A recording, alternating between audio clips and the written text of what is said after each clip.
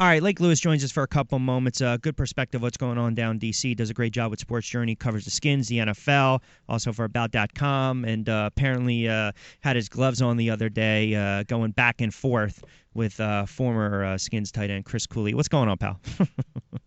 What's going on, man? Happy Friday to you guys. Hey, you too. First of all, I saw a picture where you on crutches. Were you trying to relive the Penn State days or what? Hey, man, listen, it was the worst night of my basketball life, and it couldn't have gotten any worse. I ended up rupturing my Achilles, so I had surgery on it. So I have the big space boot on right now for the next 3 months. Oh, man. You know what? That's okay. You still got the keyboard in front of you. Well, hey, rehab quickly. And like I said, I know don't enjoy your wife's cooking too much because you're not exercising, so you're going to put on a little weight. All right, let's get it. That's not going to be a problem. Let's get into the RG3 real quick because I want to get into a lot of the NFL with you. So, Chris Cooley, former Skins tight end, really made some disparaging remarks, and I know a lot of the members of the media, yourself included, kind of refuted that. The players are refuting that. Look, he's gone. He's released. I mean, let sleeping dogs lie. But what does Cooley get out of this? I don't know, and that's the thing that bothered me about it. I thought it was classless and unprofessional, and I don't have a problem speaking my mind about that. The quarterback of the Washington Redskins is Kirk Cousins, and he played well last year. If you're a Redskins supporter, that's the quarterback you need to be talking about. Robert's gone. He's going to move on in his career. He's a guy I consider a friend. I wish him well. But at the end of the day, why do I need to keep talking about him to a fan base that's ready to move forward and win some football games? Right. I just think Chris was out of line, and I'm not the only person that said that. It came across as gossip. It's just TMZ-ish, and Q, we don't come from that tree of journalism. I can't stand it, and I just thought that somebody needed to call him out on it, and a couple of us did.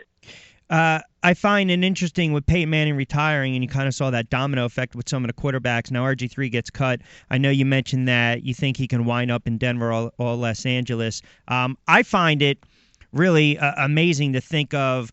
You have a guy in Kaepernick, you have RG3, you have Fitzpatrick that still wants to get paid big time. The market's been set. When Bradford signs that 2-year deal, essentially a 1-year deal because they can cut bait, but for $36 million, the $18 million a year, the guaranteed money, all of a sudden it kind of opens up that market. And then we see the money that Brock Osweiler gets, really just 7 games. So it was a 7-game audition for Osweiler, and he broke the bank with the Texans. What was your first reaction to that contract and those numbers?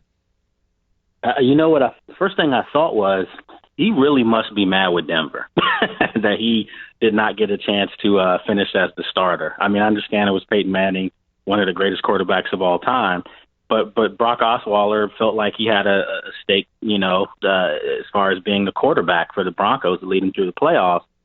And listen, when you get paid that kind of money and somebody offers you that, you got to take it. I'm sorry. I mean, if they want you to be their franchise guy and they're going to pay you that kind of money, you got to take it and just count your losses. But it did seem like there was a little bit of bitterness there between him and Denver. Maybe I could be overblowing it, but he didn't seem like he really wanted to be there. That's the word that I got, and he went where he felt like he was wanted, which was Houston. I think it ticked him off that they pulled him in the San Diego game because you watch some of the reaction of the players. Now, I haven't spoken to any of those players, but I can tell you just on face value, you watch it and you hear what they say, that Peyton gave them a little life, a little juice coming off the bench. Maybe that kind of spelled the end. Look, Elway likes strong-arm quarterbacks. I'm really surprised that if Kaepernick had his choice, he would choose Cleveland over Denver. But then we mentioned, you still have RG3 floating out there.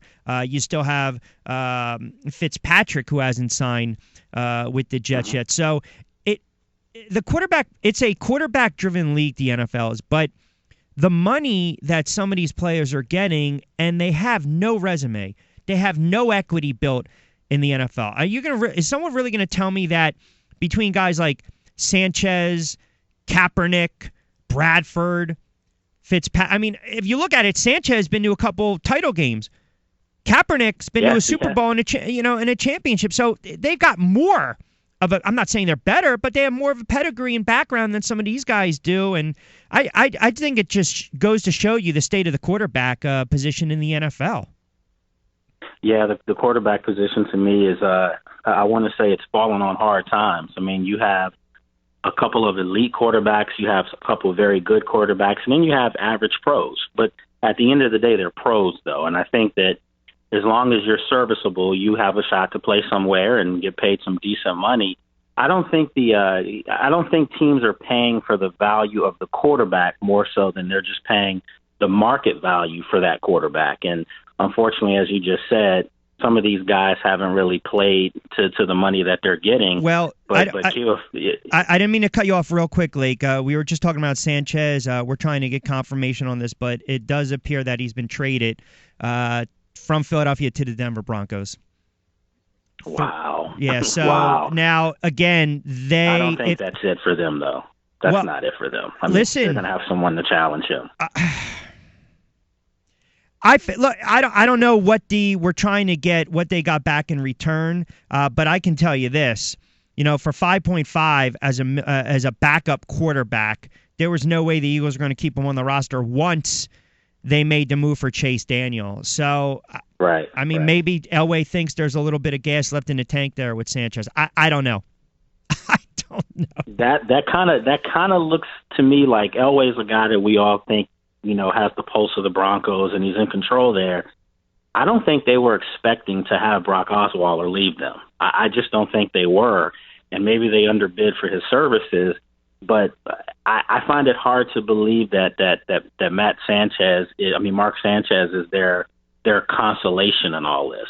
That would be hard-pressed for me to think. You're right. How about some of the moves with all the money that the Giants made? And I've heard people kind of criticize the Giants for spending that money. They haven't had that type of money for 20-something. That's out of character, which tells me they had to do it. If you ask any Giant fan right now, are they better today than they were yesterday? Unequivocally, they say yes. Now, the Jenkins, he's a gambler. I get it. I think the Harrison move was great. The Vernon move, these are young guys in their mid-20s, so they had to fix that defense, which tells me that Jerry Reese, who was on the hot seat, had to spend the money, and there can be no more excuses defensively with this team going forward.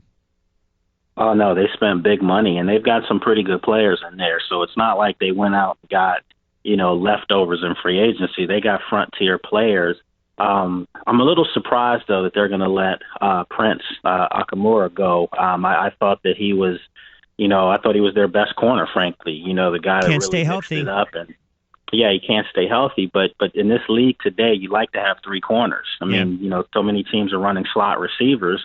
I could have seen him, being signed still with them, and then you have him, Cromartie, and Jenkins as your three corners, and that would have looked pretty stout against any team in the division. But so he may walk away. I think he may sign with Jacksonville, if I'm not mistaken. But if you look at what they've done up front, they've helped their cause. I mean, they've really gone in and they stole, someone over Harrison over from the Jets. So he doesn't have to leave the building, just walks to the opposite side of the stadium to the locker room. So, but he gives them something in the middle. And then if you look at what Vernon's going to do on the outside, you can't help but say that the Giants have put themselves right back in the thick of things. We already knew offensively that they were going to score points. I mean, I think they were in the top 10 in scoring last year, and that was without a healthy Victor Cruz. Yeah. So you bring all those pieces back and you look at what they're doing on the defensive side of the ball. I'll say this, Q, though. If I'm Tom Coughlin right now... Oh, you're ticked off. You're like, are you kidding me? I'm disgusted. Yeah. Listen. They never did this for him. No. Absolutely. I agree 100%. Now they can be a little more creative at number 10. It does look like, so the Broncos, so according to Mike Kliss, pretty good out of KUSA in Denver, Broncos have sent a conditional draft pick to the Eagles for Mark Sanchez. So, again, Sanchez became expendable when they signed Chase Daniel. Reasonable backup rate. A lot of people thought it was high, 4.5. Listen, got you on for about 2 or so more minutes, and appreciate it as always. Real quick, switch gears to the NBA. We saw Kobe. We saw LeBron last night. I started off the show talking a little NBA. I look at some of the all-time great players, and you throw LeBron, you throw Kobe, you throw Jordan, Thomas, Magic, Bird. You can go back to West. It doesn't matter. They all had something, and I should say LeBron lacks something that they all have, and I think that's always going to be the knock on LeBron. And I just don't see him with the assassination gene. I don't see him with the killer instinct. I just don't. And I don't know. I don't either. Okay.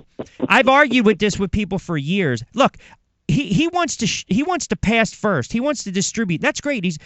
For his size, he can distribute the basketball. He's brilliant at that. But I don't see that when we're in practice, I'm going to punch you in the jaw. I'm going to go after you. I don't want to lose. And even Kobe, who's got nothing left, we saw that competitive fire last night in a game to try to one-up LeBron. Yeah. Is that going to be the knock on James going forward?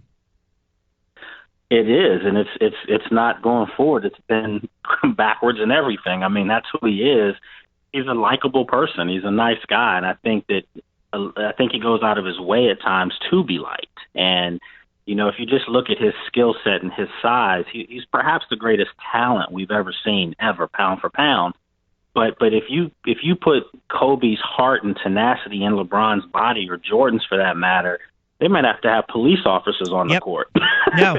With what this guy could do to people. I agree. But last night you saw it whole-handedly. Yep. You saw Kobe just be the assassin that we saw, and it actually made me think to myself, why is the guy retiring? Because he still has it when he wants to do it. He doesn't want to play on a team that's going to win 14 games. No. He doesn't want to go out that way. No. Look, the legacy cemented. No.